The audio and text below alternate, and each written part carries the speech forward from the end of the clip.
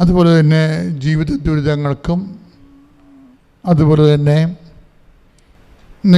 നിങ്ങളുടെ ജീവിതത്തിലെ ഭൗതിക മണ്ഡലങ്ങൾ അനുഭവിക്കുന്ന ഓരോ പ്രാരാബ്ദങ്ങൾക്കും നമ്മൾ 2 മണിക്കൂർ ഈ ധ്യാനത്തിൽ പങ്കെടുത്ത മക്കളെ, ഇടക്കും തലക്കും വന്ന് അവരുടെ സൗകര്യമനുസരിച്ച് കൂടിക്കൊണ്ടിരിക്കുന്ന എല്ലാ മക്കളെയും ഈ സമയത്ത് ഏകാഗ്രമായിരിക്കണം.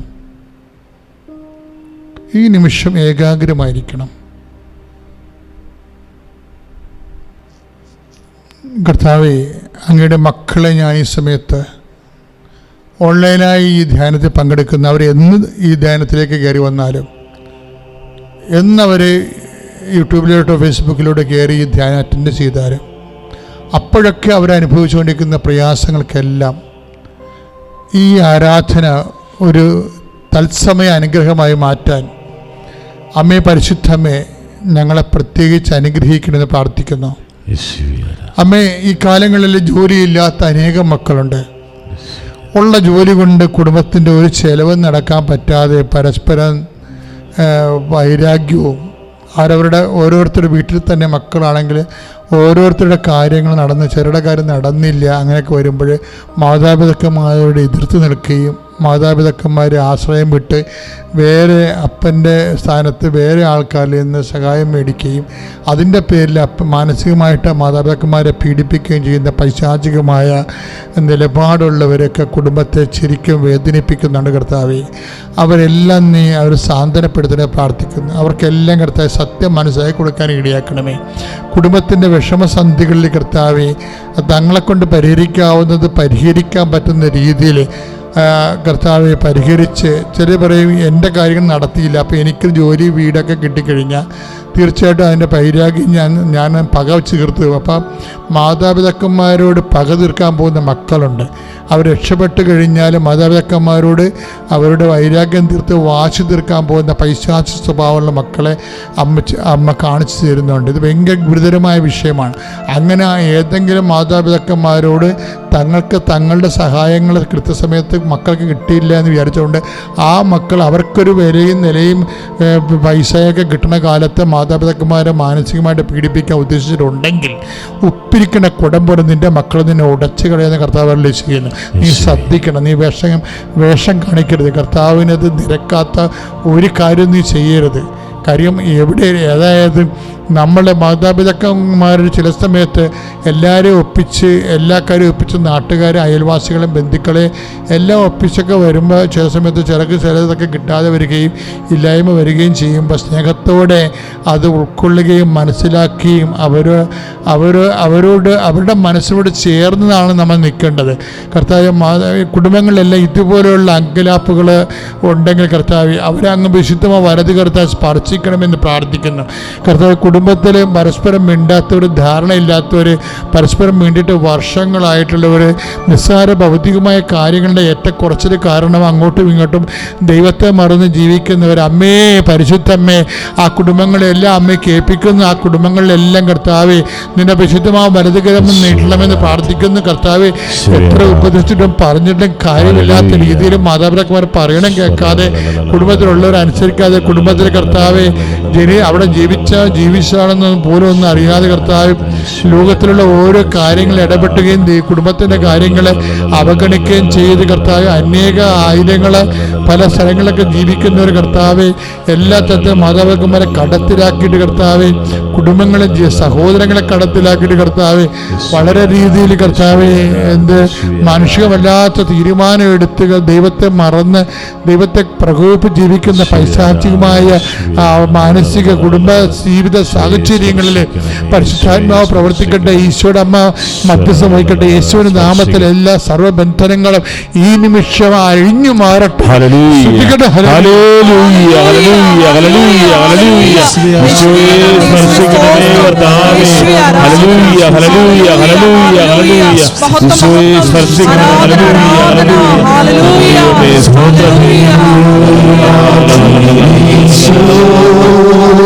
ആരാധന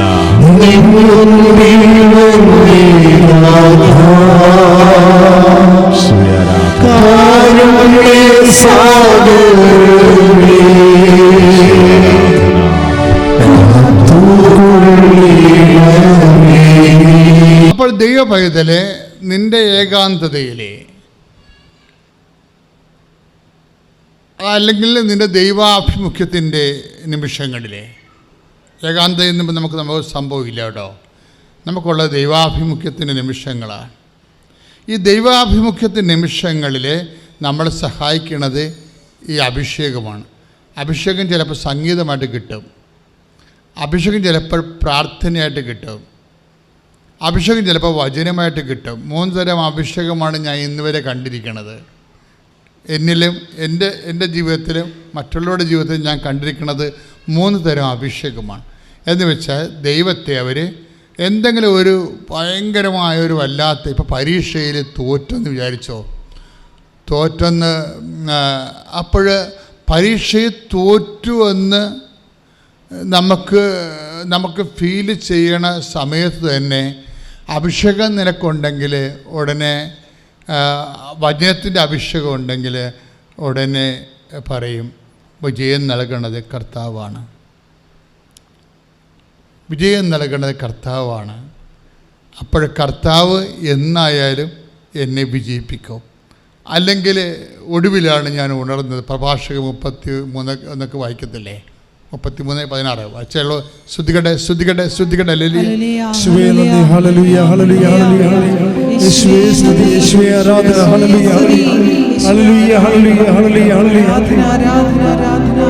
പ്രഭാഷകൻ 33:16. പ്രഭാഷകൻ 33:16. ഒടുവിലാണ് ഞാൻ ഉണർന്നത്. പറഞ്ഞേ, ഒടുവിലാണ് ഞാൻ ഉണർന്നത്. കാലാപെറുക്കുന്നവനെ പോലെ ഞാൻ മുന്തിരിപ്പഴം ശേഖരിക്കുന്നവരുടെ പിന്നിലായി. എന്നാൽ കർത്താവിന്റെ അനുഗ്രഹം നിമിത്തം ഞാൻ മുൻപന്തിയിലെത്തി. അപ്പൊ സ്വാഭാവിക, ദിസ് ഇസ് ലൈഫ്. അപ്പോഴേ ഇവിടെ ഒരു കോമ്പറ്റീഷൻ അല്ലേ? നമ്മളൊരു ഒറ്റക്കല്ല, ഒരു സമൂഹത്തിലാണ് നമ്മൾ നിൽക്കുന്നത്. അപ്പം ചില സമയത്ത് നമ്മളുടെ തന്നെ ഒരു കുഴപ്പം, ബുദ്ധിക്കുറവോ ഓർമ്മക്കുറവൊക്കെ കാരണം നമ്മൾ ചിലപ്പോൾ പിന്നിലായി പോകും. അപ്പോൾ ബുദ്ധിക്കുറവ്, ചിലർക്ക് അധികം വേണ്ടത്ര ബുദ്ധി ഉണ്ടാകത്തില്ല, ചിലർക്ക് വേണ്ടത്ര ഓർമ്മ ഉണ്ടാകത്തില്ല. അപ്പോൾ ചിലർ നമ്മൾ പിന്നിലായി പോകും. ചിലർക്ക് വേണ്ടത്ര ആരോഗ്യം ഉണ്ടാകത്തില്ല, അപ്പോൾ പിന്നിലായി പോകും. ഈ എന്തെങ്കിലും ഒരു കുറവുണ്ടെങ്കിൽ ആ കുറവല്ലത് ശരിക്കും കർത്താവിൻ്റെ ഒരു സാന്നിധ്യത്തിൻ്റെ പ്രസൻസ് പ്ലേസാണത്. അതായത് അതെപ്പോഴും നിങ്ങൾക്ക് മനസ്സിലാക്കണം. നിനക്കൊരു കുറവുണ്ട്, നീ അത് പിന്നിലായി കഴിഞ്ഞാൽ അപ്പം നിന്നെക്കൊണ്ടത് നടക്കത്തില്ല എങ്കിൽ അത് പിന്നെ എന്താണ്? കർത്താവിനെ കൊണ്ട് നടക്കുന്ന, അതാണ് കർത്താവ് എന്നെ മുന്നിലെത്തിച്ചെന്ന് പറയണത്. പക്ഷേ ഈ വചനം അറിയാമെങ്കിലാണ് അഭിഷേകം കിട്ടണത്. മനസ്സിലായ? ഇതിനാണ് നമ്മൾ വചനം പഠിക്കുന്നത്. ഈ വചനത്തിൻ്റെ ഒരു ഗുണം എന്താണെന്നറിയാവോ? വചനത്തിൻ്റെ ഈ മനുഷ്യന്മാരുടെ വചനം അവർ കാല് മാറുമില്ല, അങ്ങോട്ടും ഇങ്ങോട്ടും മാറത്തില്ലേ അല്ലേ? വചനമൊക്കെ മനുഷ്യന്മാരുടെ വാക്കുകൾക്കെല്ലാം ഒരു സെക്യൂരിറ്റി ഇല്ല, അവർ അതിലൊന്നും ഉറച്ച് നിൽക്കത്തില്ല. ചിലപ്പോൾ അവർ മുടിയുണ്ടെങ്കിൽ ചായച്ചും ചെരിച്ചും കെട്ടാമെന്ന് പറഞ്ഞ പോലെ അവരങ്ങോട്ടും ഇങ്ങോട്ടും ഇളക്കി പ്രതിഷ്ഠിക്കും. ദൈവം ഇളക്കി പ്രതിഷ്ഠിക്കത്തില്ല. ദൈവം എന്തെങ്കിലും ഒരു വാക്ക് പറഞ്ഞാൽ ആ വാക്കിൽ അതുകൊണ്ട് നമ്മൾ സത്യവചനമെന്ന് പറയണത്. ബാക്കിയുള്ള വചനങ്ങൾ നമ്മൾ സത്യവചനം എന്ന് പറയത്തില്ലല്ലോ. ഇപ്പം സത്യവേദ പുസ്തകം ആ സത്യമായ വചനമാണ്. അപ്പോൾ അതിൽ നിൽക്കും ദൈവം. അപ്പം നമുക്ക് ഒടുവിലാണ് ഞാൻ ഉണർന്നത്. ചിലപ്പോൾ PSC ടെസ്റ്റ്, ചിലർ കഴിഞ്ഞ ദിവസം ഒരു സാക്ഷ്യം ഉണ്ടായത് എന്താണെന്ന് വെച്ച് കഴിഞ്ഞാൽ ഒരു MD ഡോക്ടറിൻ്റെ സാക്ഷ്യം ഇവിടെ ഉണ്ടായിരുന്നു. അത് ഡോക്ടറല്ല, MBBS ഡോക്ടർ, MD അഡ്മിഷൻ്റെ സാക്ഷ്യമാണ്. ആ മനുഷ്യൻ അറിഞ്ഞത് ശനിയാഴ്ച രാത്രിയാണ് അറിഞ്ഞത്. അവിടെ അഡ്മിഷൻ ക്ലോസ് ചെയ്യാം, അവിടെ അഡ്മിഷൻ ഉണ്ട്, MDക്ക് അഡ്മിഷൻ ഉണ്ടെന്ന് അറിയണത്. പക്ഷേ ഞായറാഴ്ച എന്ത് പറ്റും? ഞായറാഴ്ച വർക്കിംഗ് ഡേ അല്ലല്ലോ, പിന്നെ തിങ്കളാഴ്ചയാണ്. തിങ്കളാഴ്ച വൈകുന്നേരം 5 മണിക്ക് അഡ്മിഷൻ ക്ലോസ് ആകും. അതിനുള്ളിൽ ഈ മനുഷ്യന് വേണ്ടത് എന്താണ്? ഈ മനുഷ്യന് വേണ്ടത് കമ്മ്യൂണിറ്റി സർട്ടിഫിക്കറ്റ് വേണം അദ്ദേഹത്തിൻ്റെ. അത് വില്ലേജ് ഓഫീസറിൽ നിന്ന് മേടിക്കണം, അല്ലെങ്കിൽ തഹസിൽദാർ തരണം. അത് തഹസിൽദാർ തരണമെങ്കിൽ തഹസിൽദാറിന് അസസ്മെൻറ്റ് നടത്താതെ തരത്തില്ല. അപ്പോൾ ഇതൊക്കെ ഒറ്റ നടക്ക് പോകാത്ത കാര്യമാണ്. അപ്പം പക്ഷേ അദ്ദേഹത്തിൻ്റെ ആകപ്പാടെ സെക്യൂരിറ്റി എന്താണ്? ഉടമ്പടി എടുത്തു എന്നുള്ളതാണ് സെക്യൂരിറ്റി. വേറെ ഒരു സെക്യൂരിറ്റിയുമില്ല. കാര്യം തഹസിൽദാറിൽ നിന്ന് ഈ പേപ്പർ വാങ്ങിച്ചിട്ട് ഇമെയിൽ ചെയ്യണം. ഇമെയിൽ ചെയ്യുമ്പോൾ ഇപ്പോഴുള്ള ഒരു പ്രശ്നം എന്ന് വെച്ച് കഴിഞ്ഞാൽ ഇമെയിൽ ചെയ്യുമ്പോൾ എല്ലാവരും ഇമെയിലല്ലേ ചെയ്യണത്. അതുകൊണ്ട് എപ്പോഴും നെറ്റ് എപ്പോഴും ബിസി ആയിരിക്കും. നെറ്റ് ജാമായി പോകും. അപ്പോൾ വീണ്ടും നമ്മുടെ സമയം പോകും. നെറ്റ് ജാമായെന്ന് പറയണത് ഇന്ന് ഏറ്റവും വലിയ ദുരന്തമാണ്. ജീവിതം ജാമായി പോകണ പോലെയുള്ള നെറ്റ് ജാമാകണത് ഈ അന്ത്യനിമിഷങ്ങൾ വെച്ചുകൊണ്ട്. അപ്പോൾ 4 മണിക്ക് നെറ്റ് ജാമായി. പക്ഷെ പിന്നീട് ഏതോ ഒരു സെക്കൻഡ് നെറ്റ് ഓണായപ്പോഴും ഈ മനുഷ്യൻ്റെ കയ്യിൽ സർട്ടിഫിക്കറ്റ് ഈ 5 മണിക്കുള്ളിൽ അദ്ദേഹം ഫയൽ ചെയ്ത് നോക്കിയേ. ഒടുവിലാണ് അറിഞ്ഞത് ഇങ്ങനെ ഒരു അഡ്മിഷൻ ഉണ്ടെന്ന് കാര്യം. പക്ഷേ കാലാപെറുക്കുന്നതോടെ മുന്തിരിപ്പഴം ശേഖരിക്കുന്ന കൂട്ടത്തിൽ ഞാൻ പിന്നിലായിപ്പോയി. പിന്നെ ആരാണ് തഹസിൽദാറിനെ കൊണ്ട് ഈ ജാതി സർട്ടിഫിക്കറ്റ് മേടിപ്പിച്ചിരിക്കുന്നത്? ആരാണ് ജാമായിരുന്ന നെറ്റ് ഓൺ ചെയ്തിട്ട് സർട്ടിഫിക്കറ്റ് അപ്ലോഡ് ചെയ്യാൻ പറയുന്നത്? എല്ലാം കർത്താവ്. കൈയിടിച്ച് കർത്താവ്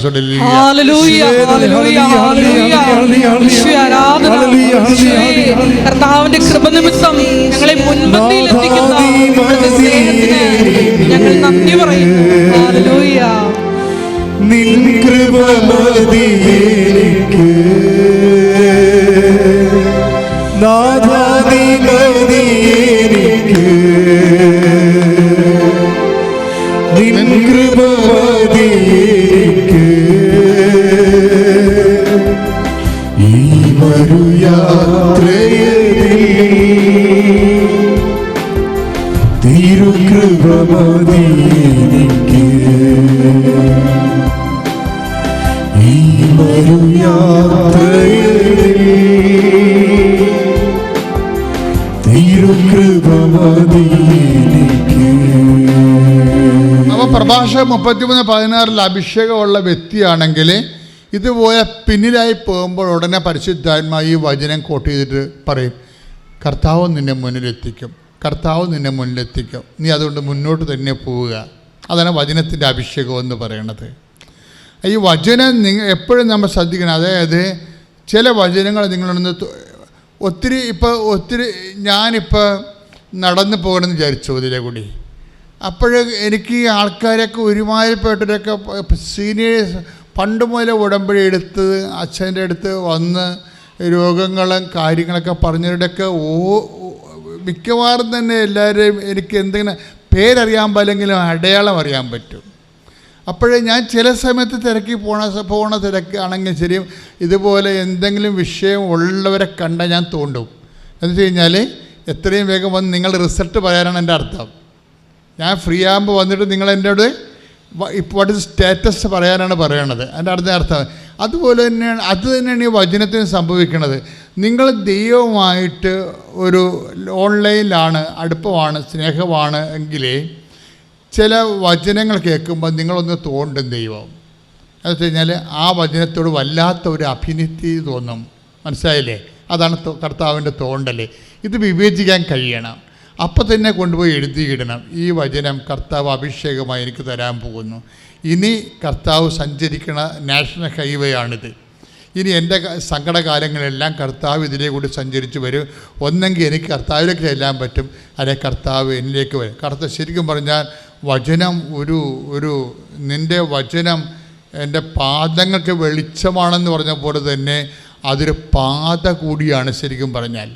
എന്ന് വെച്ചാൽ ഒരു വചനം അഭിഷേകമായിട്ട് ഒന്ന് പ്രാർത്ഥിച്ച മക്കളെ, നെഞ്ചത്ത് കൈവച്ച് പ്രാർത്ഥിച്ച്, കർത്താവായ ദൈവമേ, എൻ്റെ ജീവിതത്തിലെ നിന്റെ സാന്നിധ്യം അനുഭവിക്കുവാൻ വചനങ്ങളുടെ വഴികളെ തുറന്നു തരണമേ. വചനങ്ങളെ അഭിഷേകമായി നൽകണമേ. എനിക്ക് വേണ്ടി സംസാരിക്കപ്പെട്ട വചനങ്ങള് വിവേചിക്കുവാൻ എനിക്ക് അഭിഷേകം നൽകണമേ. ശ്രദ്ധിക്കട്ടെ.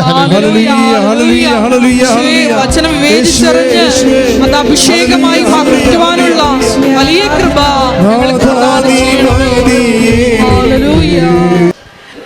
എൻ്റെ പേര് അശ്വതി എന്നാണ്. എൻ്റെ ഹസ്ബൻഡ് സന്തോഷ്, മക്കള് ആർദ്ര, ആർഷ. ഞാനിവിടെ ഉടമ്പടി എടുത്തത് എൻ്റെ മോൾക്ക് വേണ്ടിയിട്ടാണ്. 2021 ഡിസംബർ 11 തീയതി എൻ്റെ മോൾക്ക് പെട്ടെന്ന് കൗണ്ട് താന്നു പോയിട്ട് അമൃത ഹോസ്പിറ്റലിൽ പോവുകയും അവിടുന്ന് ചെക്കപ്പിനെല്ലാം ശേഷം ടെസ്റ്റ് എല്ലാം ചെയ്തപ്പം പ്ലാസ്റ്റിക് അനീമിയ എന്ന രോഗമാണെന്ന് പറയുകയും ചെയ്തു. അപ്പം പ്ലാസ്റ്റിക് അനീമിയ എന്ന് പറഞ്ഞിട്ടുണ്ടെങ്കിൽ എല്ലാവർക്കും അറിയാം, ബോൺ മാരോ ട്രാൻസ്പ്ലാന്റ് മാത്രമേ അതിനകത്തൊരു ഓപ്ഷനുള്ളൂ. അപ്പോൾ ബോൺ മാരോ ട്രാൻസ്പ്ലാന്റ് ചെയ്യണം, ഫണ്ട് വേണം, അതിൽ തന്നെ അവർ ഉറപ്പ് പറയത്തില്ല. അങ്ങനെ ബോൺ മാരോ ട്രാൻസ്പ്ലാന്റ് ഫിക്സ് ചെയ്തു, ഫണ്ടിങ് വെച്ചു, ഫണ്ടായി.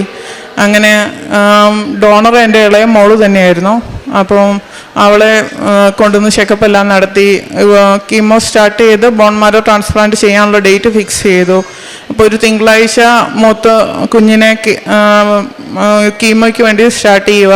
ആ സമയത്ത് ഇളയ മോളും അവിടെ അഡ്മിറ്റ് ആവണം, അവളാ ഡോണർ.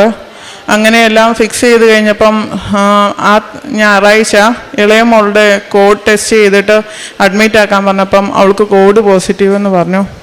അപ്പോൾ പെട്ടെന്ന് ട്രാൻസ്പ്ലാന്റ് ബ്ലോക്കായി. അങ്ങനെ ഇരിക്കെ ഈ ട്രാൻസ്പ്ലാന്റ് തിങ്കളാഴ്ച തുടങ്ങാനിരുന്നിട്ട് ബുധനാഴ്ച ആയപ്പോഴത്തേനും അവൾക്ക് തന്നെ കൗണ്ട് കൂടി വരികയും എന്നിട്ട് അത് കഴിഞ്ഞിട്ട് ഡോക്ടർമാർ ഇനി വെയിറ്റ് ചെയ്യാമെന്ന് പറയുകയും അങ്ങനെ മുന്നോട്ട് വ്യത്യാസം വരികയായിരുന്നു. അപ്പം ഇവൾക്ക് എന്നാന്നൊന്നും അറിയത്തില്ലാതിരുന്ന സമയത്ത് ഒരു ചേച്ചി, എനിക്കറിയത്തില്ല ആ ചേച്ചി ആരാണ്, ആ ചേച്ചി എൻ്റെ കൊണ്ട് പത്രം തന്നിട്ട് വന്ന് പ്രാർത്ഥിക്കണം, ഇത് വെച്ച് പ്രാർത്ഥിക്കുക. കാരണം ആ ചേച്ചിയുടെ മോനിന് വേണ്ടിയിട്ട് പത്രം ആരോ കൊടുത്തത് വെച്ച് പ്രാർത്ഥിച്ചിട്ട് ചേച്ചി ഡിസ്ചാർജ് ആകാൻ നേരം എൻ്റെ കൊണ്ട് തന്നു. ഞാനത് വെച്ചിട്ട് പ്രാർത്ഥിച്ചു, എന്നും പ്രാർത്ഥിച്ചു. ഞങ്ങളെല്ലാവരും കൂടെ ആ വാർഡിൽ ആ കട്ടിലയിലിരുന്ന് എന്നും പ്രാർത്ഥിക്കുമായിരുന്നു. എന്നിട്ട് ഒരു ദിവസം എനിക്ക് പനി വന്നപ്പം എന്നോട് കൊച്ചിൻ്റെ അടുത്ത് നിന്ന് മാറിയിരിക്കണം, അവൾക്ക് ഇമ്മ്യൂണിറ്റി പവർ ഒന്നുമില്ല, അപ്പം അവളുടെ അടുത്തുനിന്ന് മാറണമെന്ന് പറഞ്ഞ സമയത്ത് എനിക്ക് പേടിയാണ് അവളുടെ അടുത്തുനിന്ന് മാറാൻ വേണ്ടിയിട്ട്. അപ്പം ഞാൻ അവിടെ ഇരുന്ന് കരഞ്ഞ് പ്രാർത്ഥിച്ച് ആ കൂട്ടത്തിൽ എവിടുന്നോ അറിയാതെ എൻ്റെ വായി വന്ന വാക്കാണ് ഉടമ്പടി എന്നുള്ള വാക്ക്. ഞാൻ ഉടമ്പടി എടുത്തോളാവേന്ന് നേർന്ന് പ്രാർത്ഥിച്ചു. അത് കഴിഞ്ഞ് പതുക്കെ അവൾക്ക് കൗണ്ട് കയറി വന്നപ്പോഴെല്ലാം എൻ്റെ മനസ്സിൽ ഇത് കിടന്നു. അത് കഴിഞ്ഞ് അമൃത ഹോസ്പിറ്റലിൽ നിന്ന് നേരെ അവിടെ അടുത്തോട്ട് മാറി താമസിക്കാൻ പറഞ്ഞു, എങ്കിലും വീട്ടിലോട്ട് പോകാൻ പാടില്ല എന്ന് പറഞ്ഞു. അങ്ങനെ അത് കഴിഞ്ഞ് വീട്ടിൽ വന്നു അവൾക്ക് പതുക്കെ ആ വീട്ടിലോട്ട് വിട്ട് കഴിഞ്ഞപ്പോഴത്തേനും പറഞ്ഞു മരുന്നിൽ തന്നെ നോക്കാം, അവൾക്ക് ചെറിയ വ്യത്യാസം വരുന്നുണ്ടെന്ന് പറഞ്ഞു. അങ്ങനെ ഒരു 2.5 വർഷം കൊണ്ട് അവൾക്കിപ്പം മരുന്ന് പൂർണ്ണമായിട്ട് നിർത്തി. ആ മരുന്ന് നിർത്തിയ സമയം എന്ന് പറഞ്ഞിട്ടുണ്ട്, ഞാൻ ഇവിടെ വന്ന് മെയ് 16 തീയതി ഉടമ്പടി എടുത്തു. മെയ് 31 തീയതിയാണ് പറയുന്നത് അവൾക്ക് മരുന്ന് നിർത്തി നോക്കാം ഇനിയെന്ന്. അത് കഴിഞ്ഞ് 1 മാസം കഴിഞ്ഞിട്ട് ബ്ലഡ് ടെസ്റ്റ് ചെയ്തിട്ട് വരാൻ പറഞ്ഞു. ബ്ലഡ് ടെസ്റ്റ് ചെയ്തിട്ട് വന്നു കഴിഞ്ഞപ്പോൾ അതും എൻ്റെ ഉടമ്പടി ഞാൻ ഇരിക്കുന്ന സമയത്ത് തന്നെയാണ് ഇനിയിപ്പം മരുന്ന് വേണ്ട, ഇവളുടെ കാര്യത്തിൽ പേടിക്കണ്ട എന്ന് പറയുന്നത്. കാരണം ഉടമ്പടി എന്ന വാക്കോ, ഞാനൊരു ഹിന്ദുവാണ്, എങ്ങനെ എനിക്ക് കിട്ടിയെന്ന് എനിക്കറിയത്തില്ല. ഞാൻ അതിലോട്ട് എത്തിയത് ഞാൻ ഒത്തിരി പേരുടെ അടുത്ത് ചോദിച്ചാൽ. സത്യം പറഞ്ഞാൽ ആ സമയത്ത് ആ വാക്ക് എൻ്റെ വായിൽ എവിടെ നിന്ന് വന്നെന്നോ ആ പ്രാർത്ഥന എങ്ങനെ വന്നെന്നോ ഒന്നും എനിക്കറിയത്തില്ല. പക്ഷേ ഞാനത് ആ ഉടമ്പടി എടുത്ത സമയം തൊട്ട് എനിക്കറിയത്തില്ലാത്ത കാര്യങ്ങൾ ചോദിച്ചും വായിച്ചും യൂട്യൂബിലൊക്കെ കണ്ടും എല്ലാം ഞാൻ ചെയ്ത ആ ഉടമ്പടിയുടെ സമയത്ത് തന്നെയാണ് ഇവളിൽ ഓരോ വ്യത്യാസം വന്ന് ഞങ്ങളുടെ ജീവിതം. സത്യം പറഞ്ഞാൽ ഇവൾക്ക് അസുഖം വന്ന സമയം എന്ന് പറഞ്ഞാൽ ജീവിതം ഞങ്ങളുടെ കയ്യിൽ നിന്ന് പോയായിരുന്നു. ജീവിതമില്ല എന്നുള്ളൊരവസ്ഥയിലാണ് ഇവള് ഇരിക്കുമ്പോഴാണ് ഇങ്ങനെ പ്രാർത്ഥന വരുന്നതും ഇവൾക്ക് വ്യത്യാസം വരുന്നതും ഇവൾക്ക് അസുഖം മാറി വരുന്നതും എല്ലാം. മാതാവായിട്ട് ഞങ്ങൾക്ക് തന്ന ജീവിതമായിട്ട് ഞങ്ങൾ കരുതുന്നു. ഇപ്പം ഇവള് സുഖമായിട്ടിരിക്കുന്നു, സന്തോഷമായിട്ടിരിക്കുന്നു. മാതാവിനോട് ഒരുപാട് നന്ദി പറയുന്നു. എൻ്റെ പേര് ലിനി, ഞാൻ പുറക്കാട് ഇടവകയിൽ നിന്ന് വരികയാണ്. എൻ്റെ ഇളയ മോനിപ്പോൾ 7 വയസ്സായി.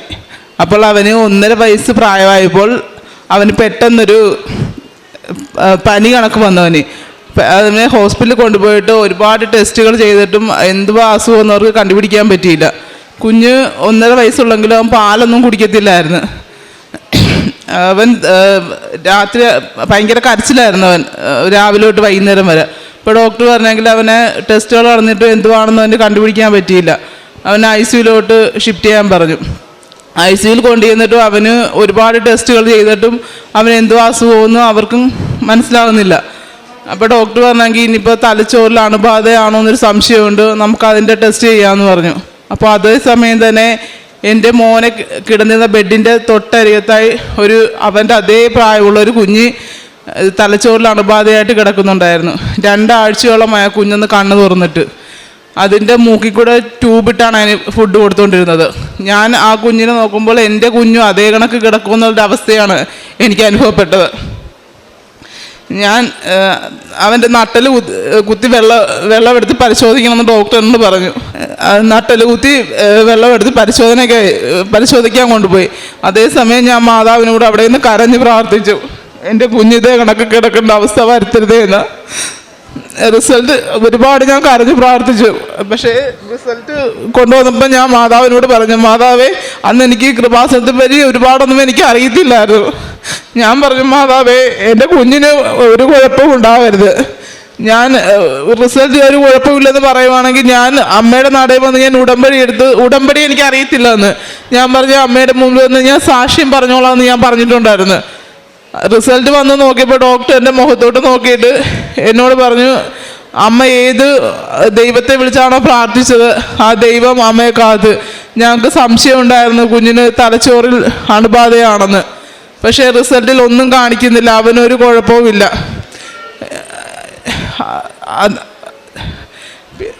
പിറ്റേ ദിവസം അന്നേരം ഡോക്ടർ പറഞ്ഞു, പിന്നെ എന്താ അസുഖം എന്നവന് കണ്ടുപിടിക്കാൻ പറ്റുന്നില്ല. ഞാൻ അന്നേരം മാതാവിനോടൊന്ന് പ്രാർത്ഥിച്ചു, മാതാവേ എന്താ അസുഖം എന്നൊന്ന് കാണിച്ചു തരണം അവന്. ഒരു റിസൾട്ട് ഒന്നും കാണിക്കുന്നില്ല അവന്. നേരം വെളുത്ത് കുഞ്ഞ് തനിയെ തന്നെ പാല് ഒരു ദിവസമോളം മൊത്തം പാല് കുടിച്ചില്ലവൻ. ആ ഒരു ദിവസം ഫുള്ള് നേരം വെളുത്ത് കുഞ്ഞ് പാല് കുടിക്കാനും തുടങ്ങി. കുഞ്ഞ് സാധാരണ രീതിയിലായി.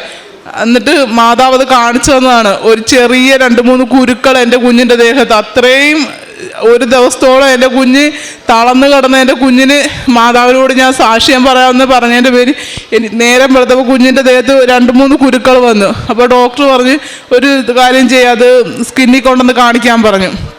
അത് സ്കിന്നിൽ കൊണ്ട് കാണിച്ചപ്പോൾ ഡോക്ടർ പറഞ്ഞു, ഒരു കുഴപ്പമില്ല, അവന് നേരെ കൊണ്ടുപോക്കോ, വീട്ടിൽ കൊണ്ടുപോക്കോളൂ എന്ന് പറഞ്ഞ്. അത് തന്നെ എൻ്റെ ഏറ്റവും വലിയ അത്ഭുതം. പക്ഷേ അത്രയൊക്കെ കിട്ടിയിട്ടും ഞാനിവിടെ 1.5 വയസ്സിൽ നടന്നു. ഇന്നിപ്പോൾ എൻ്റെ മോന് 7 വയസ്സുണ്ട്. ഇത്രയും കിട്ടിയിട്ട് ഞാൻ ഈ അമ്മയുടെ നടയിലൊന്ന് വരാൻ എനിക്ക് സാധിച്ചിട്ടില്ല. അത് ഞാൻ ഈ കിട്ടിയ അനുഗ്രഹം ഞാൻ എല്ലാവരോടും ഞാൻ പറയുമായിരുന്നു. പക്ഷേ അതെനിക്കിവിടെ എന്നെ എത്തിച്ചിട്ടില്ല. അപ്പോഴും ഞാൻ മനസ്സിൽ പറയും, എന്നെ ഇവിടെ എത്തിക്കും, അമ്മ ഇതിൽ വലിയ എന്തെങ്കിലും എനിക്ക് തന്നിട്ട് എന്നെ ഇവിടെ കൊണ്ടുവരുമെന്ന് ഞാൻ പറയുമായിരുന്നു. അതേ 2023 എനിക്ക് എൻ്റെ ഒരു ഓവറിൽ എനിക്കൊരു മുഴയുണ്ടായിരുന്നു. അത് വന്നപ്പോഴാണ് ഞാൻ വീണ്ടും കൃപാസനത്തെ പറ്റി ഓർമ്മ വന്നതും എൻ്റെ സാക്ഷ്യം ഞാൻ പറഞ്ഞില്ലല്ലോ എന്ന് ഓർമ്മ വന്നത്. ഞാൻ അന്നേരം ഓടി ഇവിടെ വന്ന് ഞാൻ പ്രാർത്ഥിച്ചു. പക്ഷേ ഞാൻ ഉടമ്പടി എടുത്തില്ല. എന്നിട്ട് ഞാൻ ഉടമ്പടി എടുക്കാതെ ഞാൻ തിരിച്ചു പോയി. പിന്നെയും മാതാവിനെ ഇവിടെ കൊണ്ടുവന്ന് എൻ്റെ തൊണ്ടയ്ക്ക് ഒരു മുഴ കണക്ക് എനിക്ക് തോന്നി. അതും ഞാൻ ഡോക്ടറെ കാണിച്ചപ്പോൾ ഡോക്ടറെ കാണിക്കുന്നതിന് മുമ്പ് ഞാൻ പറഞ്ഞു, മാതാവേ ഒരു മുഴയായിട്ട് ഡോക്ടർ പറയരുത്, ഞാൻ ഇപ്പം തന്നെ വന്ന് അമ്മയുടെ മുൻപിൽ വന്ന് ഞാൻ ഉടമ്പടി എടുത്തോളാമെന്ന് ഞാൻ പറഞ്ഞു. ഞാൻ ഡോക്ടറെ കാണിച്ചപ്പോൾ ഡോക്ടറിനെ വഴക്ക് പറഞ്ഞ. ഞാൻ നോക്കിയപ്പോഴും മറ്റുള്ള വേറെ ഒത്തിരി പേര് നോക്കിയപ്പോഴും ഒരു മുഴ എനിക്ക് അവിടെ ഉണ്ട്. പക്ഷേ ഡോക്ടർ നോക്കിയപ്പോൾ അതെനിക്കില്ല. ഞാൻ ആ ഡോക്ടറിൻ്റെ മുറിയിലോട്ട് കയറിയപ്പോഴാണ് ഞാൻ പറഞ്ഞത്, ഡോക്ടർ നോക്കുമ്പോൾ എൻ്റെ തൊണ്ടയിൽ മുഴ കാണരുത്, ഞാൻ ഇപ്പം തന്നെ വന്ന് അമ്മയുടെ നടയിൽ വന്ന് ഞാൻ ഉടമ്പടി എടുത്തോളാമെന്ന് ഞാൻ പറഞ്ഞു. അന്നേരം ഡോക്ടർ എന്നെ വഴക്ക് പറഞ്ഞു, ഇയാൾക്കൊരു കുഴപ്പമില്ല, ഇയാൾ പോകുന്നു പറഞ്ഞോട്. ഞാൻ നേരെ വന്ന് ഇവിടെ വന്ന് ഞാൻ ഉടമ്പടി എടുത്തു. ഉടമ്പടി എടുത്തിട്ടും ഉടമ്പടി എടുക്കാൻ അന്ന് വന്നിട്ട് 2 മണിയായി ഞാൻ കയറിയപ്പോൾ. അപ്പോൾ ഞാൻ ഒരുപാട് താമസിക്കും ഞാൻ എൻ്റെ വീട്ടിൽ ചെല്ലുമ്പോൾ. ഞാൻ 11:30 വന്ന ഞാൻ 2 മണി വരെ ഇവിടെ ഞാൻ വെയിറ്റ് ചെയ്തു. പക്ഷേ എനിക്ക് ഉടമ്പടി എടുക്കാൻ ഞാൻ കയറിയിട്ട് എന്നെ അവിടെ ഇരുത്തുന്നില്ല. കാരണം ഭയങ്കര അസ്വസ്ഥതയും പേടികളും എനിക്ക്. ഞാൻ പിന്നെ അവിടെ നിന്ന് ആ ചേച്ചിയോട് ചോദിച്ചിട്ട് ഞാൻ പോയി.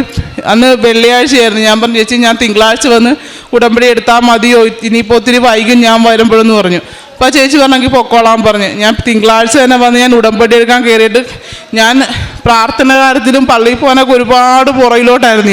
ഞാൻ പ്രാർത്ഥിക്കത്തുമില്ല, പള്ളിയിലും പോകത്തില്ലായിരുന്നേ. ഞായറാഴ്ചയൊന്നും ഞാൻ പോകത്തില്ല. പക്ഷേ പിശാചിനെ ഒരുപാട് തട്ടിച്ചായിരുന്നു എന്നെ.